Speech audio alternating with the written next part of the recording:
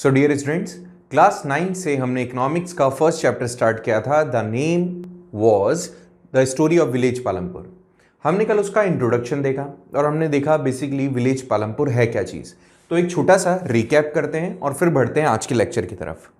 तो हमने कल देखा था कि जो विलेज पालमपुर है बेसिकली एक इमेजिनरी विलेज है, अलग अलग प्रोडक्शन एक्टिविटीज़ इसमें होती है। मेन पर्पस इस स्टोरी को आपको सुनाने का है कि आप ये जान सकें कि जो प्रोडक्शन एक्टिविटी है उसमें क्या क्या चीज़ें ज़रूरी होती है एंड वो कैसे इंपॉर्टेंट होती है। फिर हमने ये देखा था कि विलेज पालमपुर के अंदर फार्मिंग जो है वो मेन एक्टिविटी है। अप्रॉक्सीमेटली 75% पॉपुलेशन एग्रीकल्चर में इंगेज्ड है। इसके अलावा manufacturing industry, dairy farming and transportation भी वहां पर एग्जिस्ट करता है। सबसे पास में रायगंज है एक as a big village and Shahpur है एज अ टाउन। यहाँ पे टोटल 450 फैमिलीज रहती हैं। 80 जो फैमिलीज हैं they are belonging to upper caste, 150 families Dalits हैं and the rest are other. Okay, maximum houses के अंदर इलेक्ट्रिसिटी है, 2 प्राइमरी स्कूल हैं, एक हाई स्कूल है, एक प्राइमरी हेल्थ केयर सेंटर है जो गवर्नमेंट चलाती हैं और एक है प्राइवेट डिस्पेंसरी। यहाँ पे लोग ट्रांसपोर्टेशन के बुलडॉग कार्ट का यूज़ करते हैं, तांगास का यूज़ करते हैं, बोगीज का एंड मोटर व्हीकल्स का। फिर हमने ये देखा कि इस स्टोरी को आपको समझा रहे हैं तो प्रोडक्शन के अंदर क्या क्या इंपॉर्टेंट फैक्टर्स होते हैं, कौन से ऐसी रिक्वायरमेंट्स हैं जो प्रोडक्शन के अंदर ज़रूरी होगी। सो लेबर हमने पढ़ा था कि labour is a important factor, then capital, then enterprises, even land. ये वो 4 फैक्टर्स थे जो हमने कल लास्ट क्लास में डिस्कस किए। इसके बाद में हमने ये देखा कि फार्मिंग इन पालमपुर कैसे की जाती है। तो हमने ये समझ लिया कि पालमपुर के अंदर जो ज़मीनें थी जिस पे कल्टीवेशन किया जा सकता था वो फिक्स थी। अब क्वेश्चन आता है कि कौन से वो तरीके हो सकते हैं जिससे आप एक फिक्स लैंड पर ज़्यादा प्रोडक्टिविटी ग्रो कर सकते हो। तो सच थिंग्स, खरीफ, जायद, रबी क्रॉप, सीजन वाइज आप क्रॉपिंग करें। मल्टीपल क्रॉपिंग हो सकती है, शॉर्ट इरिगेशन हो सकता है, रूरल इलेक्ट्रिफिकेशन हो सकता है, tubewell, modern farming methods and green revolution. आज जो हम पढ़ने जा रहे हैं वो और कुछ टॉपिक्स हम डिस्कस करने वाले हैं। बहुत ही सिंपल है, ज़्यादा आपको प्रॉब्लम आएगी नहीं समझने में। आप इसको ऐसे अंदाज़ा लगा सकते हो कि जो जो आज आप अपने एनवायरनमेंट में देखते हो जिससे लोग अर्निंग कर रहे हैं, वही इस चैप्टर का मेन इंटेंशन है कि आपको बता सके कि अर्निंग के लिए क्या क्या चीज़ें आपको ज़रूरी होगी। ठीक है, सो देखो यहाँ पर जो नेक्स्ट टॉपिक हमारा आता है वो आता है कि कुछ बेसिक सी कंसेप्ट हैं। लाइक इसने बोला कि how electricity help the farmers of Palampur, कि इलेक्ट्रिसिटी फार्मर्स की हेल्प कैसे करती है। अब देखो बहुत ही सिंपल सी चीज़ है ना। अगर एक 2 कंडीशन है हमारे साथ। कंडीशन 1, जहाँ एक फार्मर है और वो आज तक पुराने मेथड से ही फार्मिंग कर रहा है, उसको इरिगेशन के लिए या फिर आप ये मान सकते हो जो भी वो उसको जो पानी देना है अपनी फसल में, क्रॉप में, उसने वो पुराने मेथड अडॉप्ट कर रखे हैं। पर्शियन व्हील उसने ले रखा है। पर्शियन व्हील जानते होंगे आप, मैंने कल भी बताया था। एक ऐसा सर्कल सा होता है जिसपे जो बकेट्स होती हैं वो बंधी हुई होती हैं। इसको एक जो बैल होता है ना वो घुमाता रहता है, फिर वो ये घूमने पर पानी लेकर आते हैं और एक कोई ऐसा प्लेटफॉर्म होता है जिसपे वो पानी गिर जाता है और उससे पानी फिर जहाँ जहाँ वो लेकर जाना चाहता है कैनल बना करके, उन कैनल से वो पानी उनको क्रॉप्स को मिल जाता है। तो बहुत ही ज़्यादा टाइम टेकिंग प्रोसेस है, इवन बहुत ही ओल्ड मेथड है, टाइम भी ज़्यादा लगेगा, कोई फ़ायदा भी नहीं होगा। तो इलेक्ट्रिसिटी अगर पालमपुर के अंदर जो लोग हैं जो फार्मिंग एक्टिविटीज़ में इंगेज हैं, अगर उनको ऐसा मिलता है तो फॉर श्योर उनकी प्रोडक्टिविटी बढ़ेगी। पर्शियन व्हील की जगह अब मोटर यूज़ करोगे ऑफ कोर्स। और क्या हो सकता है, और लोगों के पास में उनकी लाइफ और कैसे आसान हो जाएगी। रात होते ही, अंधेरा होते ही फार्मिंग पॉसिबल नहीं है या कुछ भी काम जो होगा वो रोक दिया जाएगा। फार्मर्स की हेल्प क्यों कैसे और कर सकते हैं, रात में भी जो अगर वर्क है, अगर पॉसिबिलिटीज़ हैं कि आप क्रॉप ग्रो कर सकते हो या फिर पॉसिबिलिटीज़ हैं कि खेत में जो भी आपका काम है, कटाई का काम है, अगर ऐसा पॉसिबिलिटीज़ हैं तो we can do with the help of light. Okay, अगर इलेक्ट्रिसिटी है तो ऑफ कोर्स वाटर हम सॉर्ट आउट कर सकते हैं, वाटर से रिलेटेड प्रॉब्लम्स को, इरिगेशन से रिलेटेड प्रॉब्लम्स को। अगर हमारे पास में ऐसी कोई प्रॉब्लम आ रही है कि लाइट ना होने के कारण हमारी कोई एक्टिविटी रुक रही है तो वो भी इलेक्ट्रिसिटी हमें मिल जाएगी फॉर श्योर। अब ये भी आप मान सकते हो कि गाँव के अंदर बिजली अगर पहुंच रही है, घरों के अंदर बिजली पहुंच रही है, तो हमारे और भी जो डेली रूटीन के वर्क हैं वो भी हम इजीली कर सकते हैं। तो ऑफ कोर्स इलेक्ट्रिसिटी से बहुत सारी चीज़ें सॉल्व हो सकती है, बहुत हेल्प मिल सकती है। इरिगेशन भी ज़्यादा अच्छे से होगा, उनके लिए जो भी और दूसरे इक्विपमेंट्स हैं वो भी अब यूज़ कर पाएंगे। देखो इलेक्ट्रिसिटी है तो फील्ड पर मशीन की मदद से, पहले तो क्या होता था, क्रॉप जब काटते थे ना तो उसको छोटे छोटे पीसेज में कन्वर्ट करने के लिए या फिर अनाज को उसकी जो शेल होता है उस शेल से निकालने के लिए भी पहले वो हाथ का यूज़ करते थे, हाथ से ही काम करते थे। अब तो बहुत सारे ऐसे थ्रेसिंग की मशीनें हैं, कटाई के लिए भी बहुत सारी मशीनें हैं जो या तो इलेक्ट्रिसिटी पे चलती है या डीजल पे चलती है। तो इलेक्ट्रिसिटी आ गई है फॉर श्योर, मशीन की हेल्प से आप बहुत ईजी कर लेंगे जो भी वर्क होगा। ओके, नेक्स्ट है सस्टेनेबल यूज ऑफ लैंड। ये थोड़ा सा अच्छा है। पहले तो सस्टेनेबल वर्ड का मतलब समझते हैं।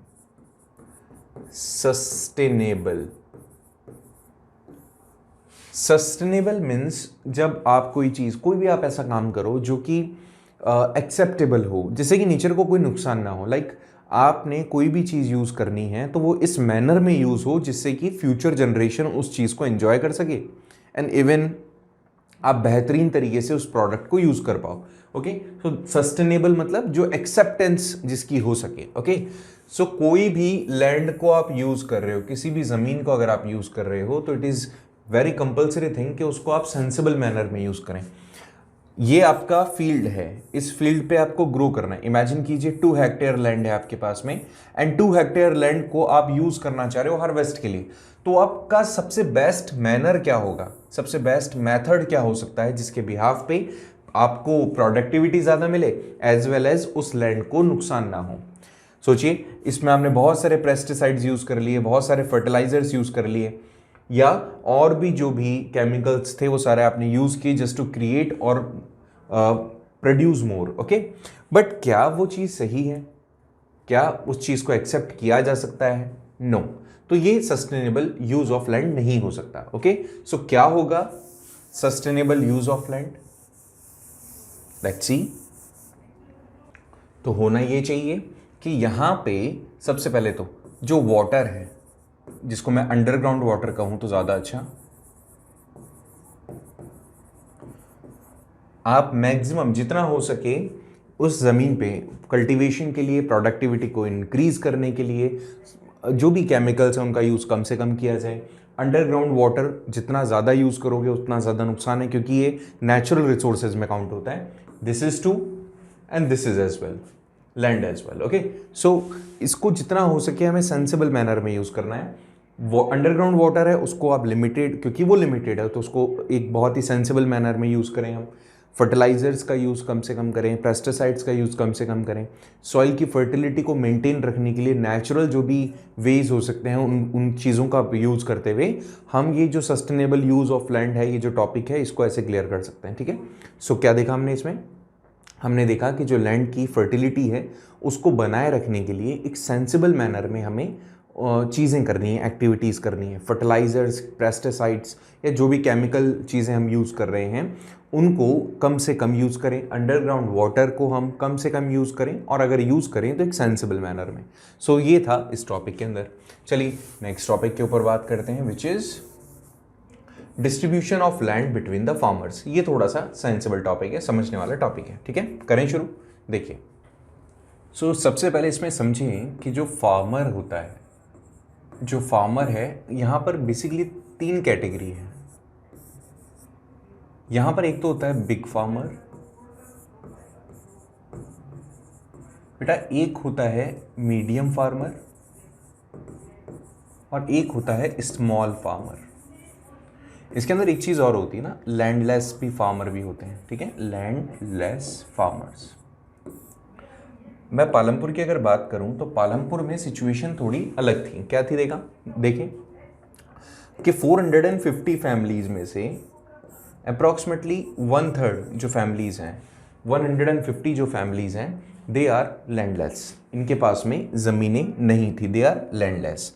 अब मान के चलें ये लैंडलेस हैं, आपको ध्यान होगा ना फर्स्ट वाले लेक्चर में, इसके प्रीवियस लेक्चर में हमने देखा था मैक्सिमम वर दलित्स। मैक्सिमम कैसे थे? दलित्स थे। तो 150 फैमिलीज लैंडलेस हैं और ये किसी दूसरे लैंड पर क्या करते हैं? एज अ लेबर वर्क करते हैं। ओके, दूसरी जगह देखते हैं। इसका एक और कैटेगरी है विच इज 240 जो फैमिलीज हैं, basically they belong to small scale farmer, 240 families related to small scale. इसके अलावा बची हुई है 60 families. 60 families basically medium farmer आते हैं एंड रिमेनिंग जो रेस्ट फार्मर्स हैं they belong to big category. Okay, अच्छा इसमें यह भी हमें समझना है कि बिग एंड स्मॉल का क्या कंसेप्ट है। देखो 2 हेक्टेयर 10 हेक्टेयर ऐसे समझ सकते हैं आप।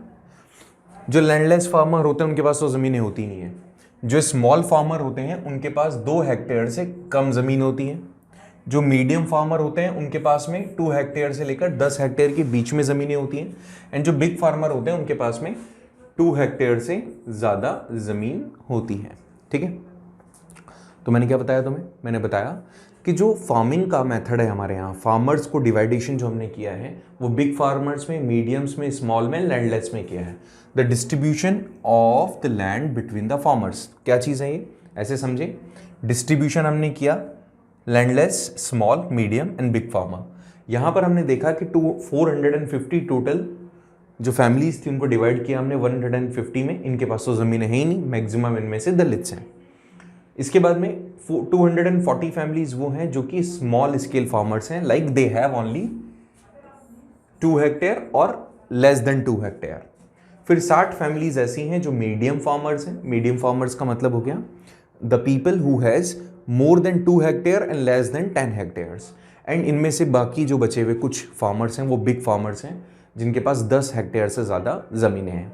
तो लैंड का डिस्ट्रीब्यूशन ऐसा है पालमपुर में। होपफुली ये चीज़ क्लियर हो गई होगी आपको, कोई इसमें इशू नहीं होगा। ठीक है, सो इसमें 2 चीज़ें क्लियर हुई है बेटा, दो टॉपिक क्लियर हुए हैं इसमें। पहला टॉपिक तो ये क्लियर हुआ है कि जो फार्मर्स हैं कितनी कैटेगरीज में डिवाइड किए जा सकते हैं। तो there are basically 4 categories. Okay, चलिए इसको पहले थोड़ा सा साफ कर लेते हैं एंड फिर आगे पे डिस्कस करते हैं।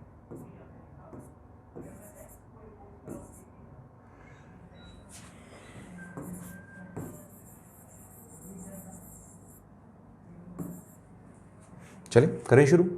Okay, so the next topic is who will provide the labour. अब लेबर को कौन प्रोवाइड कराएगा ये देखना है। Who will provide the labour, labour कौन लोग प्रोवाइड कराएंगे। ओके, सिंपल सा कंसेप्ट होगा। अब देखो मैंने अभी बताया बिग फार्मर, फिर मैंने आपको बताया मीडियम, फिर मैंने आपको बताया स्मॉल और बताया लैंडलेस। अब देखो भाई बहुत ही सिंपल सा कंसेप्ट है। लेबर का मतलब मजदूरी करेगा जो, क्या बिग फार्मर मजदूरी करेगा? कतई नहीं करेगा। मीडियम फार्मर करेगा? मीडियम फार्मर के पास बोले तो कितनी लैंड है? 2 हेक्टेयर टू 10 हेक्टेयर्स। अब वो भैया उसका इतना तो पॉसिबल ही नहीं है कि इतनी ज़मीन होने के बावजूद भी किसी के यहाँ लेबर का काम करेगा। हाँ, स्मॉल फार्मर कर सकता है भैया। क्यों कर सकता है? बिकॉज इसके पास तो 2 हेक्टेयर से भी कम लैंड है। बात समझें। अच्छा एक और इसमें ये और ऐड ऑन कर देता हूँ मैं, लैंडलेस फार्मर तो बिल्कुल करेगा ही करेगा, 100% करेगा, क्योंकि उसके पास ज़मीन ही नहीं है तो किसी के यहाँ जाके तो काम करेगा। तो पहले तो ये समझो who can hire the labour. तो these 2 categories can hire the labours. The big farmer can hire and medium farmer can hire, but small farmer की उसके पास में ज़्यादा बड़ा खेत नहीं होता तो वो खुद के खेत पे खुद ही काम कर लेता है। एंड लैंडलेस फार्मर्स जिनके पास में कोई ऐसा ऑप्शन नहीं है कि वो किसी जगह पे जाके खेती करें, so they will be the labours. वो क्या हैं? लेबर हैं, वो लेबरिंग का काम करेंगे। Got it? सो बिलीव कि आप अगर लैंड नहीं रखते हैं तो you need to do such work जो एज अ लेबर कंसिडर किया जाए। बिग फार्मर उसके पास ज़मीनें बहुत ज़्यादा होती है, अकेला तो खेती कर ही नहीं सकता वो, so that they will hire the labour. Medium farmer को भी लेबर हायर करना पड़ेगा और स्मॉल फार्मर वो खुद की लैंड पे कल्टीवेशन सफिशेंटली खुद कर लेते हैं तो उनको लेबर हायर करने की ज़रूरत नहीं होती। होपफुली ये कंसेप्ट आपका क्लियर हो गया होगा। बताइए कोई प्रॉब्लम है? होपफुली नहीं है। चलिए करें शुरू। Okay, so the next topic would be the capital needed in farming। बहुत ही सिंपल सी चीज़। कैपिटल के बारे में मैंने कल भी आपको बताया था। कैपिटल का मतलब होता है बेटा जहाँ पे कोई चीज़, ऐसा इन्वेस्टमेंट जो आपको आगे फ्यूचर में अर्निंग करके दे, पैसा कमा के दे। तो कितनी कैपिटल की ज़रूरत होती है, क्या क्या चीज़ें आप ऐसा करो जिससे कि आपको फ्यूचर में पैसा मिलेगा। फार्मिंग की मैं बात कर रहे हैं अपन। फार्मिंग में कौन से ऐसे इन्वेस्टमेंट होंगे जिसके बिहाफ पे फ्यूचर में आप पैसा ग्रो कर पाओगे। तो ऑब्वियसली आप सीड्स खरीदोगे, है ना, आप इक्विपमेंट खरीदोगे, आप और क्या खरीदोगे, आपके पास में हो सकता है टूल्स भी खरीदो आप, फिर आप पेस्टिसाइड्स हो गए, फर्टिलाइजर्स हो गए, कई और जो चीज़ें, इवन ऐसी कोई भी चीज़ जो फार्मिंग एक्टिविटी को कंप्लीट करने के लिए नीडेड हो। सोचो आप और मैं किसान हैं, हमारे पास में एक बहुत बड़ा खेत है, उस खेत के अंदर बेसिकली हमें कोई क्रॉप उगानी है। तो उस क्रॉप को उगाने के अंदर इनिशियली तो आप पहले खर्चा करोगे ना भैया, पानी की भी व्यवस्था करोगे, बीज भी लेकर आओगे आप, फिर ट्रैक्टर वगैरह भी आपको चाहिए होगा। तो कोई भी ऐसी चीज़ जो आपको फ्यूचर में क्रॉप रिप होने पर, पक जाने पर, काटने के बाद में बेचने पर पैसा दे, तो उसके पहले तो कुछ इन्वेस्टमेंट की जरूरत है, उसी को तो हमने कैपिटल कहा। तो किन किन चीज़ों के लिए कैपिटल चाहिए होती है आपको, किन किन चीज़ों के लिए पैसा चाहिए होता है? सीड्स के लिए, इक्विपमेंट्स के लिए, गैजेट्स के लिए, टूल्स के लिए, पेस्टिसाइड्स, फर्टिलाइजर्स एंड ऑल, ठीक है, पानी वगैरह सबके लिए। तो ये तो हो गया हमारा खर्चा। अब कैपिटल की नीड होती है हमें, और इस नीड को फुलफिल करते हैं हम लोन से। तो बात समझें आप कि विलेज पालमपुर के अंदर भी कंडीशन कुछ ऐसी है, whenever the people feel need to have money, तो लोग, क्योंकि मैक्सिमम लोग वहाँ पर रिच तो नहीं है ना, एवरेज है, तो ऐसे में वो क्या कर लेते हैं, लोन लेते हैं। क्या करते हैं बेटा, वो लोन लेते हैं। एंड यहाँ पर एक एग्जाम्पल दिया है तेजपाल का और सविता का, ठीक है। समझते हैं कि क्या कंडीशन है। तो मैंने अभी बताया कि यहाँ पर जो लैंडलेस फार्मर है, लैंडलेस, ये तो लेबर का काम करेंगे, ठीक है। और loan basically Tejpal and Savita, यहाँ पे दो कैरेक्टर है हमारे पास में। तो लोन तो वो व्यक्ति लेगा ना जिसको कैपिटल नीडेड होगा। तो लैंडलेस को तो जरूरत ही क्या होगी, क्योंकि उसके पास जमीन ही नहीं है, तो किस चीज़ का कल्टिवेशन करेंगे। सो दैट यहाँ पे जो सविता है, सविता कौन है बेटा, एक स्मॉल फार्मर है। अब समझें, स्मॉल फार्मर होने के बावजूद इसके पास में बेसिकली 1 हेक्टेयर लैंड है। 1 हेक्टेयर लैंड पे ये खेती करना चाह रही है, और इसका बहुत ही एक नॉमिनल सा अमाउंट इसको चाहिए, और वो नॉमिनल अमाउंट भी इसके पास नहीं है। आपकी बुक में बताया गया है कि she just needed 3000 rupees, 3000 rupees इसको चाहिए, but she does not have. So इसने क्या किया, तेजपाल जो कि एक मनी लेंडर है, गाँव में क्या होता है, आप पढ़ेंगे formal source of credit and informal source of credit. अगर आप बैंक वगैरह से लोन लेते हो तो वो फॉर्मल हो गया, और अगर आप मनी लेंडर से, फैमिली रिलेटिव या फ्रेंड्स वगैरह से लोन लेते हैं तो वो इनफॉर्मल हो गया। सो ये 3000 की नीड सविता डिमांड करती है या लेना चाहती है पैसा, किससे, तेजपाल से, जो कि मनी लेंडर है गाँव के अंदर, और एक बिग फार्मर भी है। तो बिग फार्मर मनी लेंडर भी हो सकता है, ठीक है। तो तेजपाल ने क्या किया, तेजपाल ने बोला भैया बिल्कुल देंगे, मेरी टर्म्स एंड कंडीशंस है। क्या है मेरी टर्म्स एंड कंडीशंस, क्या क्या, 24% इंटरेस्ट, कितने मंथ्स के लिए, 4 मंथ्स, ठीक है। इसके अलावा आपको मेरे खेत में भी काम करना पड़ेगा, और उसके बदले में आपको क्या दूंगा, 35 rupees for a day as a wage. Wage का मतलब मजदूरी। आपकी वेजेस कितनी होगी, 35 रुपीज पर डे। देखो डिटेल में समझो इसको। यहां पर मैंने आपको बताया कि ये जो सविता है ये स्मॉल फार्मर है, इसको खेती तो करनी है, but she doesn't have such things कि ये कुछ ग्रो कर सके अपने पास से, ठीक है। तो इसने पैसा लिया तेजपाल से। अब सोचो क्या क्या किया, जैसे मैंने अभी लिखा था, जस्ट वो इरेज हुआ, अभी थोड़ा सा इरेज होने के कारण से इसको दोबारा से लिख रहा हूं मैं। इसने यहां पर बताया कि शी एक्चुअली, तेजपाल ने कंडीशंस रखी, टीएनसी रखी। टीएनसी क्या थी कि भैया आपको 24% तो इंटरेस्ट देना है, 35 रुपीज़ दूंगा आपको, मेरे खेत में काम करेंगे आप, और इसके बदले ये और चीज़ है कि कंडीशन क्या है सविता की कि इसके 3 चाइल्ड भी हैं, चिल्ड्रन कहें तो सही, 3 चिल्ड्रन है, 3 चिल्ड्रन हैं, तेजपाल के खेत में काम करना है, 35 रुपए देगा। और सबसे बड़ी चीज़ है इसके पास में, ये सीजनल खेती करती है, तो सीजनल ऑफ कोर्स इसको ज़्यादा अटेंशन पे करनी पड़ेगी। सीजनल या तो रबी करती है या खरीफ करती है, जायद करती है। सो कंडीशंस बहुत ही पैथेटिक है। यहाँ पे TNC, informal sector, formal sector, Savita, Tejpal और लोन का टर्म अपनी कैपिटल जो किसी को नीडेड है, जो भी उनको ग्रो करने के लिए चाहिए, उसके लिए जो लोन लिया, ये किससे लिया? बिग फार्मर से। सविता जैसे जो छोटे स्मॉल स्केल फार्मर्स होते हैं, या आप ये मान सकते हो जिनके पास में ज़्यादा बड़ा प्लॉट नहीं होता, उनको कहीं ना कहीं डिपेंडेंट रहना पड़ता है इस तरह की चीज़ों के लिए। तो बहुत ही सिंपल सा कंसेप्ट था। आगे देखिए आगे नेक्स्ट टॉपिक देखते हैं, सेल ऑफ सरप्लस प्रोडक्ट। देखो सरप्लस का मतलब क्या होता है? कोई भी चीज़ एक्स्ट्रा हो, ठीक है, एक्स्ट्रा कोई भी चीज़ है उसको सरप्लस कहते हैं। तो ऑफ कोर्स जो बिग फार्मर्स हैं, इसके अलावा जो मीडियम फार्मर्स हैं, तो medium farmer and big farmer के साथ में क्या सीन होगा?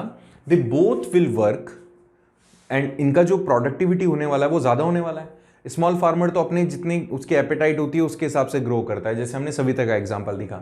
लेकिन यहाँ पर द बिग फार्मर और ये जो स्मॉल फार्मर है, मिडिल फार्मर है, ये क्या करते हैं? ये बेसिकली उन्हीं चीज़ों को हमेशा इनका जो ग्रो होगा, जो प्रोडक्टिविटी है वो बहुत ज़्यादा होगा। तो ज़्यादा का क्या करेंगे? इस सरप्लस को ये ऑफकोर्स जाकर के बेचेंगे। तो रायगंज क्या है? पालमपुर के पास में रायगंज पड़ता है, रायगंज, और रायगंज के पास में पड़ता है शाहपुर। ये लोग यहां जाते हैं और अपनी प्रोडक्टिविटी को सेल आउट कर देते हैं, और सेल से क्या मिलता है? पैसा, ये पैसा, ओके, दे गेट मनी, और उस मनी से फिर ये लोगों को लोन देने का काम या फिर अपनी जो दूसरी नीड्स हैं उनको फुलफिल करते हैं। बिग फार्मर है, अमीर तो बनेंगे, कैसे बनेंगे? जब अपने प्रोडक्ट को बेचेंगे तभी तो मनी आएगी इनके पास। सो यहाँ जो लोग हैं बेसिकली जो मिडिल या फिर बिग फार्मर हैं, वो अपने प्रोडक्ट को बेच देते हैं सबसे पास वाले टाउन शाहपुर या सबसे पास वाले बड़े गांव जिसको कहते हैं रायगंज। वहां जाकर ये अपने प्रोडक्ट बेच देते हैं और पैसा कमा लेते हैं। होपफुली यहां तक आपको कोई भी इशू नहीं है। देखते हैं जल्दी से नेक्स्ट टॉपिक अपना। अब भैया टॉपिक लास्ट आ गए हैं चैप्टर पे अपन, कि मैक्सिमम लोग 75% people were engaging in agriculture sector. Then what about the rest people? The rest people, approximately 25% people, are not the part of agriculture sector. That what they were doing? They were engaging in such activities. Some of them are the part of dairy farming. Some are from the small scale manufacturing industry. Some are shopkeepers and some are the part of transportation. ऐसे समझें आप कि 25% जो population थी वो agriculture के अलावा कुछ और काम करती थी, जिसमें सबसे जो कॉमन काम था वो था डेयरी का, ठीक है। मैक्सिमम जो लोग हैं वो डेयरी का काम करते थे, जिनके पास में लाइव स्टॉक होता था। लाइव स्टॉक मतलब कैटल्स, लाइव स्टॉक। तो लाइव स्टॉक से वो क्या करते थे? मिल्क गेन करते थे। इस मिल्क को क्या करते थे? वो फार्म्स में भेज देते थे, और फार्म से वो एक तरीके से इंडस्ट्रीज में चल जाता था, ठीक है, फैक्ट्रीज में चल जाता था। अब इस फैक्ट्री से वो प्रोसेस होता था। प्रोसेस होने के बाद में जो भी वो आपको मिलता है ना, बॉटल के अंदर मिल्क मिलने लग गया आजकल, या पैक्ड पॉलिथीन्स में मिलता है जैसे अमूल वगैरह का मिलता है। सो वैसा ही यहां पर ये सारी चीजें वो प्रोसेस करके आप लोगों को प्रोवाइड करते थे। लेकिन इनका मेन काम क्या था? इनका मेन काम था अपने कैटल से मिल्क लेना और उनको फार्म्स तक पहुंचा देना, और फिर वो आगे का प्रोसेस जो होता है।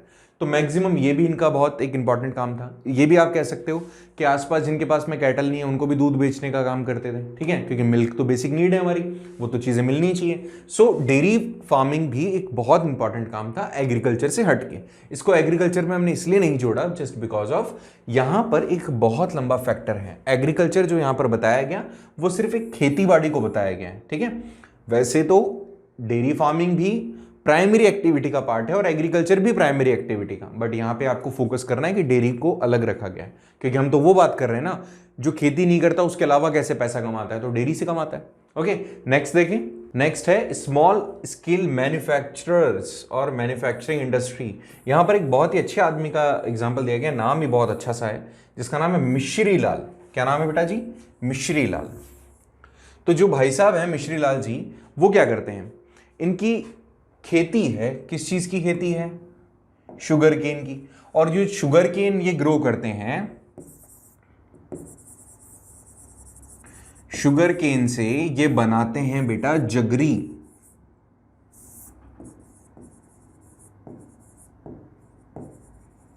जगरी मतलब गुड़, ठीक है। तो शुगर केन से रस निकालते हैं, रस से जगरी बनाते हैं। तो ये वो लोग हैं, मैन्युफैक्चरिंग इंडस्ट्रीज का ये उन लोगों का पार्ट है जो बेसिकली छोटी छोटी फैक्ट्रीज लेके चल रहे हैं। बात समझें आप, स्मॉल स्केल मैन्युफैक्चरिंग इन पालमपुर। लगभग केवल 50 ऐसे लोग हैं इस पूरे के पूरे गांव में जो इस तरह का बिजनेस सेटअप करके रखे हुए हैं और जो कुछ ना कुछ ग्रो करते हैं, ठीक है। इसमें बेसिकली एक आपको नाम बताया था जिसका नाम अभी मैंने आपको लिया, मिश्री लाल। मिश्री लाल, तो मिश्री लाल जी क्या करते हैं, शुगर केन से जगरी बनाते हैं, जगरी को सेल आउट करते हैं। तो छोटा सा इनका इंडस्ट्री है, सेटअप है, 20 लाख रुपए तक का इन्वेस्टमेंट है। एंड इसके बिहाफ पे, इसके साथ में आप ये मान सकते हो कि दूसरे कुछ लोग ऐसे भी हैं, लगभग 50 लोग ऐसे हैं इस पूरे के पूरे 450 फैमिलीज के गांव के अंदर जो लोग इस तरह का इंडस्ट्री का पार्ट है। Next, shopkeepers. ऑफ कोर्स ये लोग तो वो होंगे जो सबसे ज्यादा पॉपुलर होंगे। गांव के अंदर हर एक की अपनी बेसिक नीड्स होती हैं, अपनी सबकी खुद की डिमांड होती हैं। उन डिमांड के हिसाब से ये लोग अपने अपने according some things they purchase from the towns and वो अपने गांव में लाकर इनको बेचते हैं। कपड़े हुए, जूते हुए, किराना हुआ या कोई भी दूसरा बार्बर वगैरह, चाहे सर्विस सेक्टर हो चाहे किसी और का। तो ऑल सच थिंग्स, जो भी चीज़ें, लोग शॉप खोल के बैठे हैं और अपनी जस्ट एक मीडिएटर का काम कर रहे हैं, सर्विसेज दे रहे हैं, तो वो भी बहुत पॉपुलर था। तो लोग, कुछ शॉपकीपर्स भी हैं यहाँ पे जो शॉप्स ओपन करके बैठे हैं और अपनी सर्विसेज दे रहे हैं, इससे भी वो पैसा कमा रहे हैं। और कुछ है बेटा ट्रांसपोर्टेशन का। Of course no doubt transportation एक ऐसा सेक्टर होगा यहाँ पे जिसके अंदर मैक्सिमम चीजें इंगेज्ड होगी। क्यों? क्योंकि लोग, जब 450 फैमिलीज का एक गांव है और यहां पर वेल कंस्ट्रक्टेड रोड्स हैं जो रायगंज जाती है और जो शाहपुर जाती है, तो ऑफ कोर्स यहां पे अच्छी अच्छी बिजनेस चलेगी। बहुत सारे ट्रैक्टर्स, ट्रक या फिर जो भी जीप वगैरह चल रही होगी। सो ये ट्रांसपोर्टेशन के लिए लोडिंग अनलोडिंग वाला काम भी होता होगा। तो यहां पर ट्रांसपोर्टेशन भी लोगों का एक जरिया होगा पैसा कमाने का, ठीक है। चाहे वो सिटी बसेस हों या फिर और कुछ भी, जैसे होता है ना बसों में बैठ के जाते हैं, किराया देते हैं ऑल, तो हो सकता है ये भी काम यहाँ होता हो।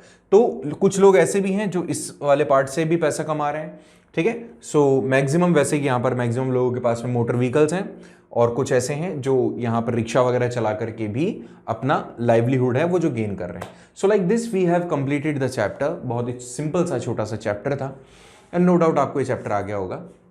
बाकी इसके क्वेश्चन आंसर्स आपको एक बार देखने हैं, कोई इश्यूज आना है तो आप पूछेंगे उसको। नेक्स्ट चैप्टर को कमेंट बॉक्स में लिख के बता दीजिएगा कि कौन सा चैप्टर पढ़ना है नेक्स्ट। वैसे तो कुछ का कमेंट आया सिविक्स पढ़ना है, बट कोई नहीं, इस वाले चैप्टर को कंप्लीट करें आप। इश्यूज आए तो पूछें, टेलीग्राम चैनल ज्वाइन करें और बने रहें बस हमारे साथ। तब तक के लिए बाय बाय। नेक्स्ट चैप्टर को शुरुआत करते हैं जल्दी ही।